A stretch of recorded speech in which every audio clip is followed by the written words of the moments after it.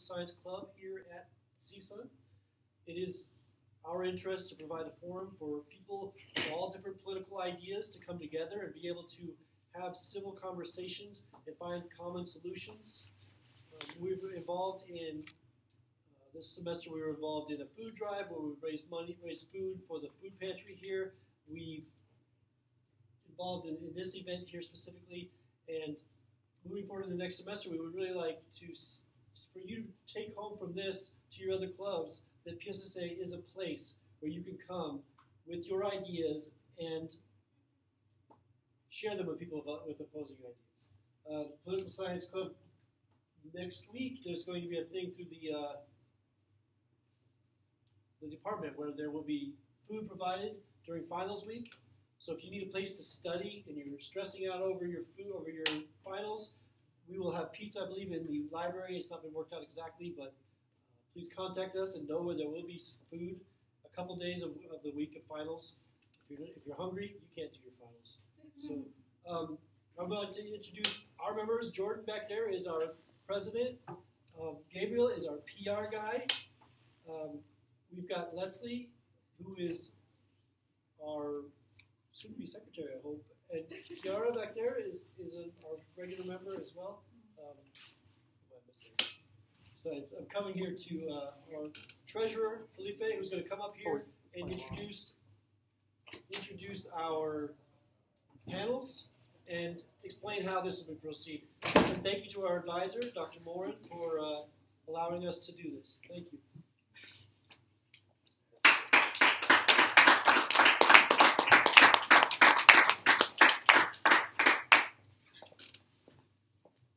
Tracy.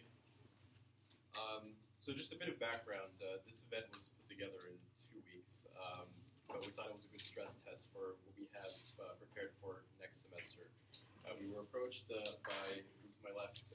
This is for the communications class, and they want to present on gun control in the wake of the Las Vegas massacre. But as Tracy pointed out, we are a nonpartisan group, and we want to make sure that everyone has a voice. And so we contacted our friends at Turning Point, and they very graciously prepared a speech for today. And so the format of today is going to be the following. We will be issuing, I did want to ask, 15 or 20 minutes? What do you think? 15 to 20. So you'll be given, I'll do 20 minutes. You will be timed. Most of us here at PSSA actually come from Model UN, and we're very conscious of time discipline. As a result, that's how it will be run here. I am moderating. You will be given 20 minutes. You can use it however you like under the three of you wish to speak. And after this 20 minutes, Turning Point will have a chance to respond and use that time as well. Immediately after that, there will be a sort of an informal rebuttal. Everything will be moderated today. In the first sort of third of that, they will be able to ask questions of each other. And at the end, we'll be opening up for you. Hopefully, we'll have time to get to all of your questions. And you don't have to just ask questions of the panel. Of course, you may just speak up. If you have an opinion, you disagree, that's where you can come in and let us know what you think. So, your speaking time, you will receive a knock when you have 30 seconds left. So you're going to wrap up. That goes for both of you. And for the moderated Q&A discussion, I will not be timing anybody. I do want to be more of a discussion feel to it. But please do try to get to the point. We want to get to everyone's questions. And without further ado, I think we can start with you. Yeah. All of us? Yeah, we're all going to rotate. Okay, all right. Thank you. Welcome to Super Split. There you go.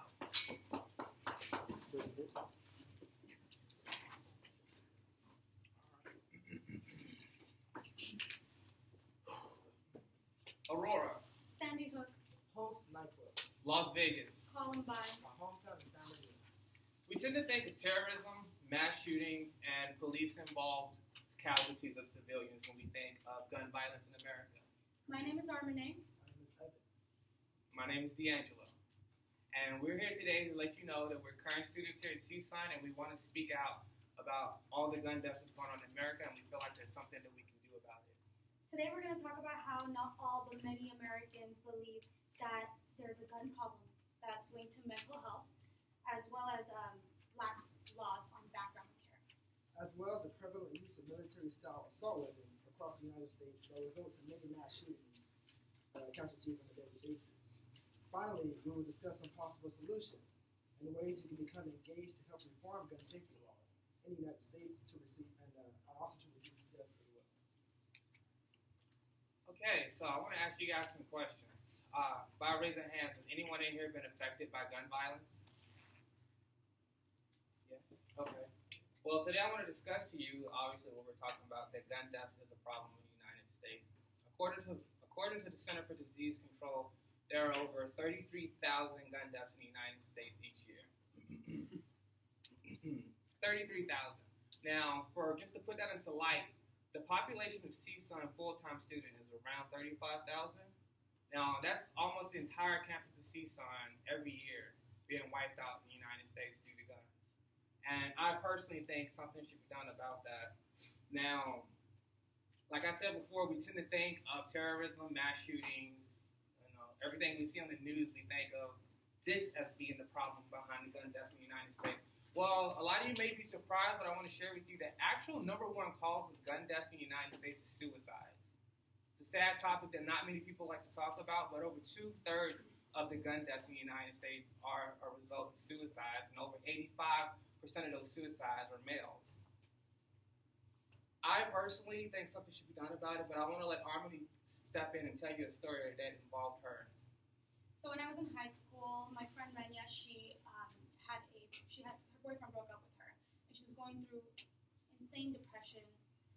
She got a hold of her dad's handgun, and she shot herself in the bathroom that day when we were all wondering where she was.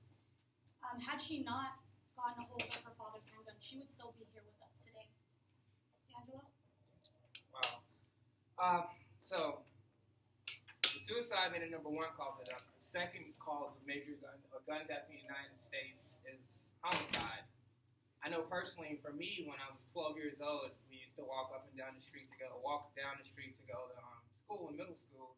And I had a friend named Charlotte. She was 12 years old, and her and her friend, they went to go knock on the door of this old man just to mess with him. It's a game kids used to play. Well, that old man ended up shooting her with his shotgun, blowing her 20 feet off his front porch, and she died.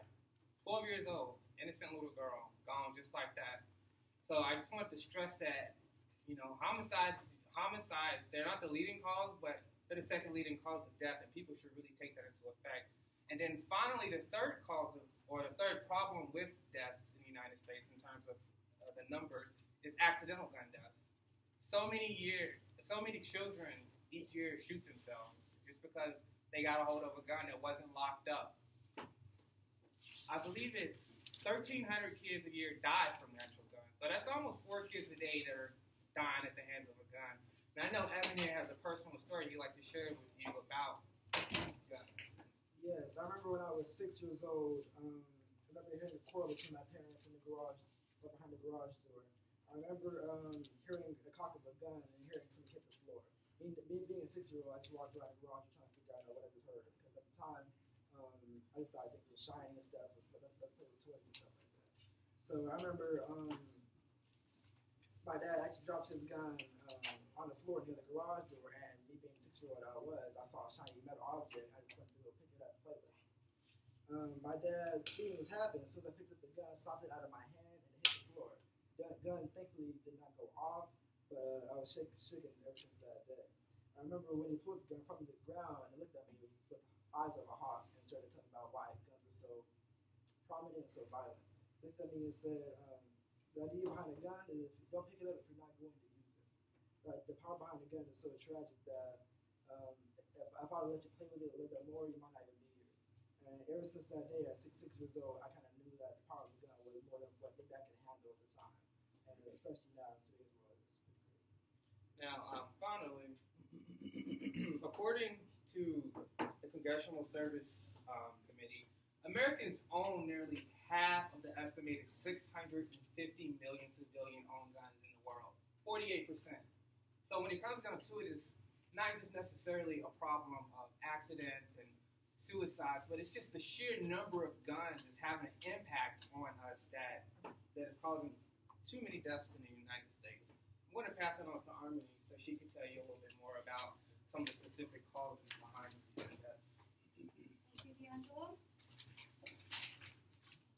You got to step to the side a little. So when I was about 20 years old, I went out on a date to a gun range. And the gun instructor, the owner of the gun range, he didn't tell us how to shoot the gun. He didn't tell us any safety precautions. He just sort of loaded the bullets, showed us how to do it, and sent us on our way. So I was shooting, and I made my target, and happily I jumped up and down with the gun in my hand. All to my surprise to see, the gun instructor standing behind me, yelling, screaming. And I didn't know what I had done wrong. Turns out you're not supposed to jump with a gun in your hand. He didn't let us know that, and had he, I would have, obviously not have done that. So that brings us to our first cause, lack of training. People standing behind guns are not properly trained due to loopholes. I believe that a majority of people would feel a lot safer knowing that people that handle their guns have proper training behind it. Take Japan, for example. In Japan, it is illegal to own a gun, but if you do want to own one, you have to go through numerous tests, such as an all-day class, and you have to pass a written test given once a month. Take and pass a shooting range class, as well as go to a hospital and have a mental test and a drug test done. That gets sent over to the police. You must pass a rigorous background check for a criminal record and association with criminal extremists. So we believe that having a gun is a privilege, it's not a right. We believe that it's a want but not a need. Therefore, there must be precaution for everyone to feel safe. Which leads me to my next point. There has to be training in elementary schools. We believe that children should be introduced to the power of a gun to avoid accidental harm. If any of you are shocked by this idea, we think that a child, if they were to get into their parents' mommy's and daddy's cabinet, like Evan did, they'd really hurt themselves. And we believe that the proper place of education should be the ones to introduce them to the power of a gun. And lastly, we believe that people have easy access to assault rifles, truth be told. Take Orlando, Florida's shooting at Pulse nightclub, for example, or maybe Vegas. Both of these people had easy access to assault rifles. In Orlando, Florida, Omar Mateen used a 9mm Glock 17 and an MCX rifle that he purchased legally despite investigation in 2013 and 14 to his ties with terrorism, as well as Stephen Paddock in Vegas, who shot 58 people, killed 58 people, and injured over 100 when he fired from the 32nd floor of the Mandalay Bay Resort and Casino. So now that we've gone over and touched base on the problem or the causes, let's talk about the solutions, and Evan will do that with you. All right, so we have spoken week in and week out in this country about how to better our regulations on gun control. It feels like every month somewhere a version of a mass shooting appears out of the blue, from a gun registered to an incompetent murderer, bent on ending their hardships and taking somebody else with them as well. The thought of a gun reform, though, for some reason seems like it terrifies Congress, which in the U.S. we do not need a license to receive. Simple steps, though, such as a push for a more in-depth background check for anybody who purchases a gun, a clean sweep of biomedical history for anybody who thinks about being around a gun, let alone purchasing a gun, and proper training that shows weapon competency, that you know the ins and outs of the gun and know how to put it on safely so it will not go off in case you had it in your hands. I think you also had a recommendation as well. Yeah, I wanted to talk about recommendation and just to touch on the aspect of mental health. A lot of the shootings like Virginia Tech, I'm from Virginia, and Virginia Tech, a lot of these issues with shootings with that is due to mental health issues. And a lot of people slip through the cracks. A lot of people aren't flagged when they should, and as a result, they get their hands on guns and they do things that normally sane, mentally competent people may not do with guns. Any of you guys in here go to SMC at some point in your college career? That's Santa Monica College, no? Oh, I guess I'm the only one. Well, I can tell you this. I remember June 7th, 2013. I'll never forget it. I was on my way to school, and I got a text message saying, school is locked down, and if you aren't here, do not come. And what had happened on that day is a mentally ill or deranged student had murdered his mom, set his house on fire, and proceeded to come to Santa Monica College and entered the library while hundreds of students were studying for their finals and fired off 70 rounds of ammunition. He walked over to the cage in which the library ladies were behind, and he mowed them down with bullets. He shot them. It wasn't until the police came and they shot him and took him out that the situation was over. But ultimately, 5 people lost their lives, 4 were injured. And I had a friend in there, and she's still to this day traumatized by that. That right there is an example of what can happen if we don't have stringent background checks for mentally ill people, and if we let them slip through the loopholes and don't flag them before they get to before it gets to this point. Now, to finish what Evan was saying, there a solution that I really believe in that we can do to address gun reform, and that's to address it on a federal level. We have state by state patchwork all over the place, and you can tell because states with higher gun ownage have higher gun rates. States with laxer gun laws have more suicides. The evidence is there. So I think we should do some type of federal legislation that will extend the background check time from 3 days to 30, that should require training, and that should ban military-style assault weapons. They've been banned before. They were banned in the 90s, and the ban was lifted. And now, as you can tell, the past 20 years have been decades of carnage and terror from mass shootings due with assault rifles. Now, you all can get involved, and we want you to get involved. What can you do? Well, first you can do is, if you feel this way, or if you don't feel this way, we feel it is really pertinent that we get together and we talk to people that are different than us. Someone from Brady's campaign should talk to people from the NRA. People should get together and bring about a dialogue that will help us to come to a bipartisan, common sense consensus that can help us to address it. And then finally, there's a quote I want to show you from the Brady campaign. Generally speaking, these large capacity magazines aren't used by people who want to kill people. They are used by people who want to kill people, excuse me. So with that being said, other things you can do to get involved are things such as economic boycotts. If there are companies that support common sense gun reform legislation, put your money to them. Buy their products. Boycott companies that make it easy and support things that make it able for us to buy these guns and hurt people and to stop the progress. So in conclusion, I want to pass it back to Armin.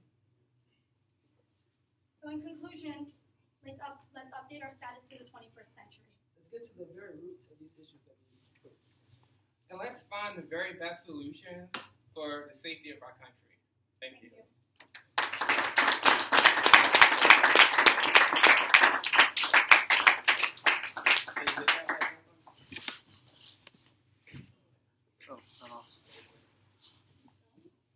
Would you that's the stop button?